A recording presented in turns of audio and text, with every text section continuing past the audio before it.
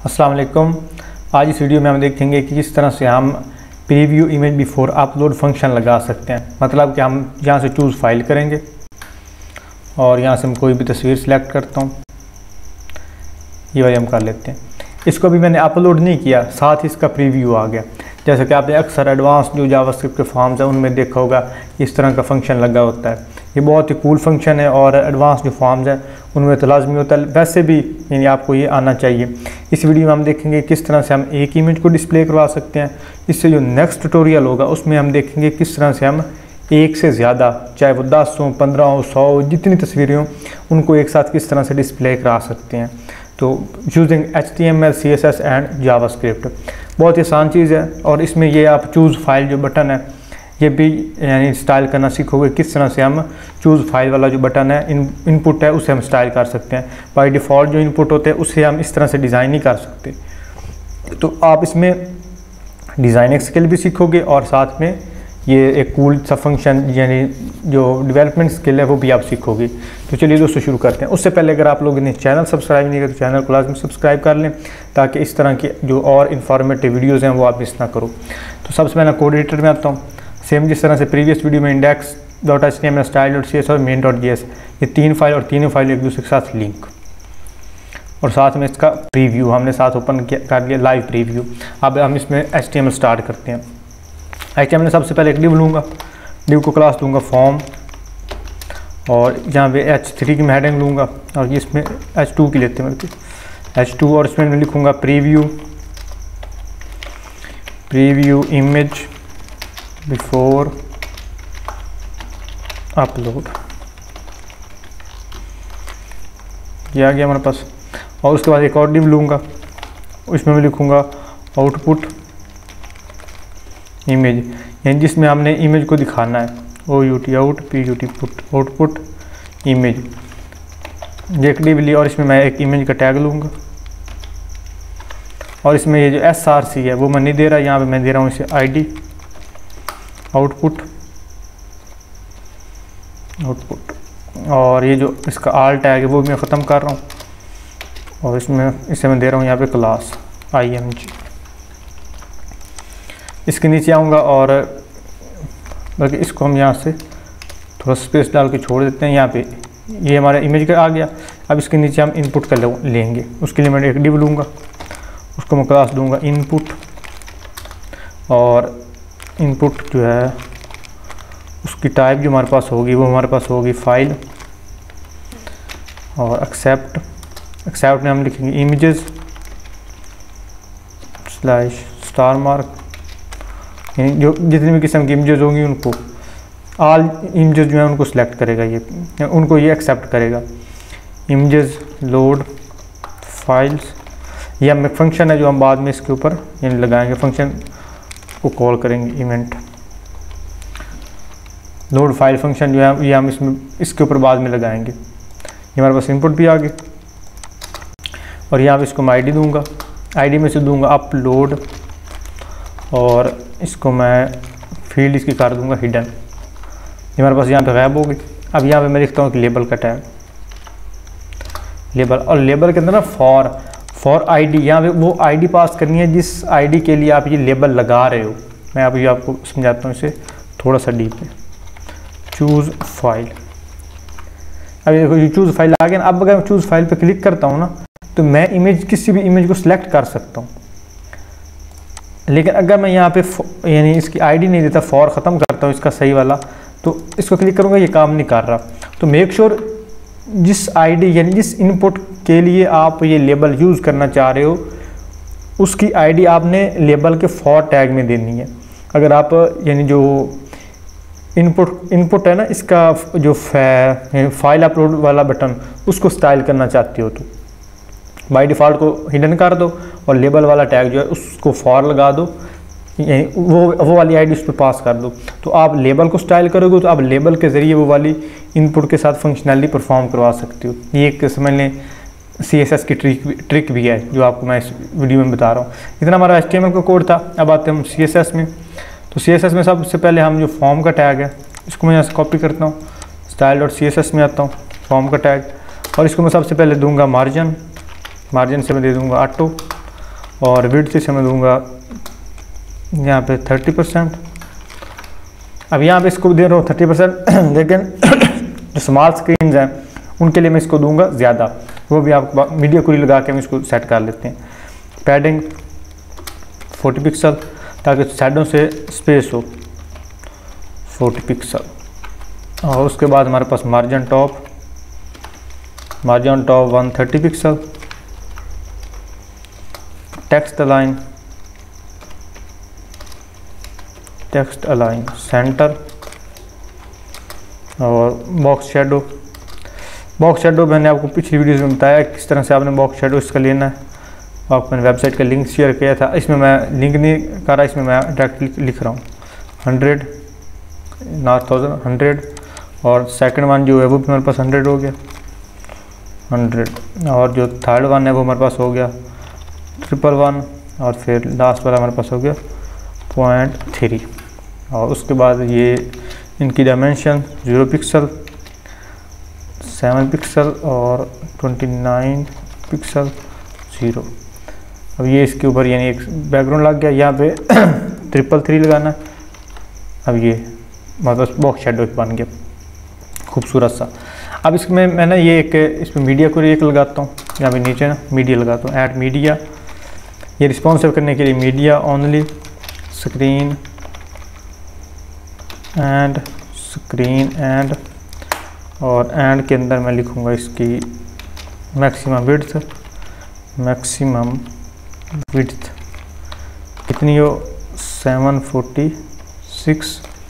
यानी इस जब पिक्सल इस जब विड्थ की स्क्रीन पे जाए तो ये जो इमेज का टैग है ये वाला फॉर्म जो है हमारे पास इसकी विड्थ हो जाए ज़्यादा। कितनी हो जाए, मैं इसे देता हूँ 80%। अब अगर समझ छोटी स्क्रीन गया तो साथ इसका जो यानी विड्थ थी वो मैंने इंक्रीज़ कर दी। अब इसको नीचे लेके आते हैं। अब इसके ऊपर हम दूसरे जो टैग्स हैं उनको स्टाइल करते हैं। उसके बाद हमारे पास जो एक्चुअल इमेज है ये वाला, इसको मैं कॉपी करता हूँ और यहाँ पे इसकी स्टाइलिंग करते हैं डॉट इमेज। और इसमें मैं इसको हाइट दूंगा, स्पेसिफिक हाइट इसमें देता हूँ 180 पिक्सल और विड्थ जो इसकी वो भी 180 पिक्सल 180 पिक्सल। और बॉर्डर रेडियस 50% ताकि हमारे पास सर्कल बन जाए। Border 2 pixel solid. और 333 इसको मैं कलर दे देता हूँ। ये हमारे पास एक सर्कुलर बॉर्डर बन गया। डिस्प्ले इसका ब्लॉक और मार्जिन इसका ऑटो, तो ये सेंटर में आ जाएगा। यह क्या, अब उसके बाद हमारे पास इनपुट है, क्लास इनपुट वाली जिसमें हमारी इनपुट लगी है। इसको मैं यहाँ से कॉपी करता हूँ, style.css में आया। इसे स्पेसिफिक मैं विड्थ देता हूँ, विड्थ इसे दूंगा 100 पिक्सल और मार्जिन ऑटो, तो ये भी सेंटर में आ गया। अब हम इसका जो लेबल टैग है उसको स्टाइल कर लेंगे। ये वाला लेबल टैग कॉपी करता हूँ, यहाँ पे आया। सबसे पहले इसमें डिस्प्ले दूंगा, डिस्प्ले से दूंगा इनलाइन ब्लॉक। जब इसे इनलाइन ब्लॉक दूंगा तो मैं इसे एज अ डिव स्टाइल कर सकता हूँ और ये इनलाइन भी रहेगा, इनलाइन भी होगा और समझ लें ये हमारे पास ब्लॉक भी हो जाएगा। और इसका जो है कलर ये इंडिगो, हाँ ठीक है। और इसका जो फ़ॉन्ट कलर है वो वाइट, उसकी मैं वाइट का कोड लिख दूँगा। पैडिंग से दूँगा 0.5 REM और इससे बॉर्डर रेडियस देंगे, बॉर्डर रेडियस 0.3 REM। थोड़ा सा साइड में इसकी कर्व हो गई, कर्सर पॉइंटर। और मार्जिन टॉप 1 REM, ये आ गया। अब हमारे पास इसके HTML और CSS दोनों कंप्लीट हो गई। ये बस इसके ऊपर थोड़ी सी स्पेस है, ये हम जो हेडिंग है इसके बाद आगे एक BR का टैग लगा देते हैं, बूम। अब हमारे पास ये जावास्क्रिप्ट आ गया। तो जावास्क्रिप्ट में ये हमारे पास हमने ये जो लोड फंक्शन लगाया था ना ये वाला, इसको मैं यहाँ से करता हूँ कॉपी और यहाँ पर लिखूँगा फंक्शन में लिखूँगा लोड और यहाँ पे मैं अब देखें ये फंक्शन काम कर रहा है सही तरह से कि नहीं। अलर्ट में इसको लगा देता हूँ, कौन सा वह भी खाली लगा देते हैं। यहाँ से अगर चूज़ फाइल करूँ और यहाँ से कोई भी मैं फाइल सेलेक्ट करता हूँ तो हमारे पास ये ऊपर अलर्ट बॉक्स आ गया। इसका मतलब है कि ये हमारे पास फंक्शन परफेक्टली काम कर रहा है। इसको मैं यहाँ से ख़त्म करता हूँ और यहाँ पे मैं लगाता हूँ इवेंट और फंक्शन में सबसे पहले एक वेरिएबल लूँगा, उसको नाम दूँगा आउटपुट आउटपुट और document dot gate element by ID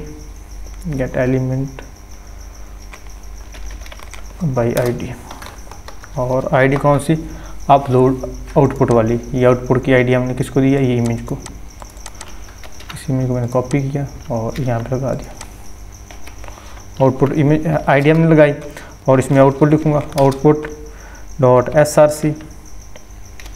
src इसमें URL dot create object URL, ये बाय डिफ़ॉल्ट फंक्शन है। इवेंट डॉट टारगेट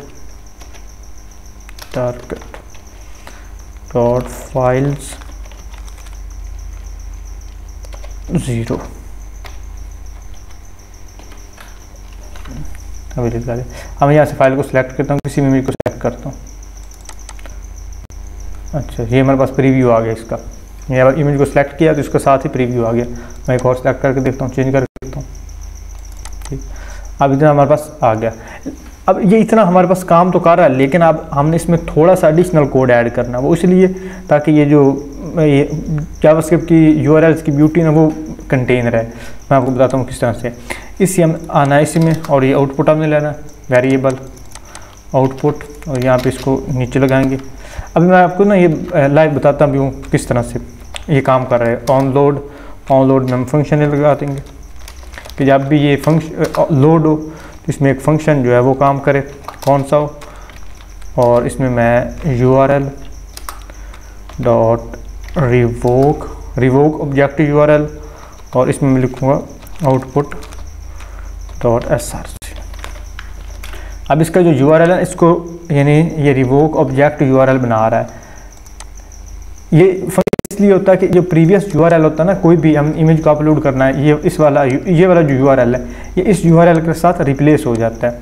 मैं इसको ना console.log में ओपन करके आपको दिखाता हूँ, बल्कि ऐसे मैं करता हूँ और इंस्पेक्ट एलिमेंट पे करता हूँ। इसको मैं थोड़ा सा बड़ा कर लेता हूँ।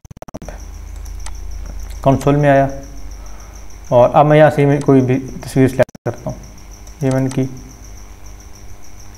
तस्वीर सेलेक्ट की, सोर्स में आया। अच्छा console.source,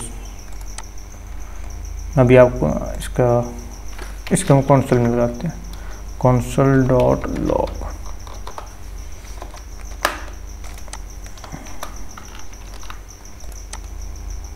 मैं सीरिया करता हूँ, यहाँ तो सीरीज सेलेक्ट। अब देखो uncaught error confirm log is not a function, confirm log is not a function at. ये जो ऑन लोड इस पर हम जाना ये वाला। अच्छा कन्फर्म लॉग, सॉरी हमने लिखना कंसोल कन्फर्म लॉग कंसोल। अब तो ठीक होगा। फिर दोबारा यहाँ से लेते हैं, अभी कंसोल पे आया। अब ये देखो ये main.js इस फाइल पे मैं गया अनडिफाइंड।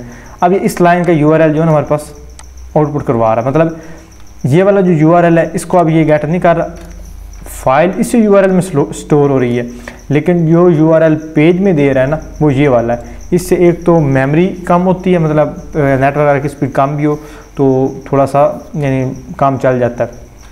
इससे थोड़ी सी ना मेमोरी सेव होती है और ये एक अच्छा मेथड है। जब भी आपने कोई भी URL बनाना अपलोड वाला यानी क्रिएट ऑब्जेक्ट URL, कोई भी URL आपको होगा उसको आपने रिवोक ऑब्जेक्ट URL के साथ रिप्लेस करवा देना। तो ये एक बहुत अच्छा मेथड है URLs के साथ है। आई होप दोस्तों आपको वीडियो अच्छी लगी होगी। वीडियो अच्छी लगी वीडियो को लाइक करें, चैनल पर पहली बार आए चैनल को सब्सक्राइब करें। और इसके बाद जो नेक्स्ट वीडियो उसमें हम देखेंगे कि किस तरह से हम मल्टीपल फाइल्स को डिस्प्ले करवा सकते हैं। इसमें तो हमने देखा ना एक फ़ाइल को हम डिस्प्ले करवा रहे हैं, लेकिन नेक्स्ट ट्यूटोरियल में हम देखेंगे किस तरह से हम मल्टीपल फाइल्स, एक या एक से ज़्यादा जितनी भी आपके पास तस्वीर होंगी उन सब को, और उनमें हम एक और फंक्शन देखेंगे कि किस तरह से हम इमेज के जो एक्सटेंशंस हैं JPEG, PNG, SVG उनके साथ वैलिडेट कर सकते हैं, उनके साथ वैलिडेशंस लगा सकते हैं। आई होप दोस्तों आपको वीडियो भी पसंद आई होगी। इंशाल्लाह मिलते हैं अगली वीडियो में, तब तक के लिए अल्लाह हाफ़िज़।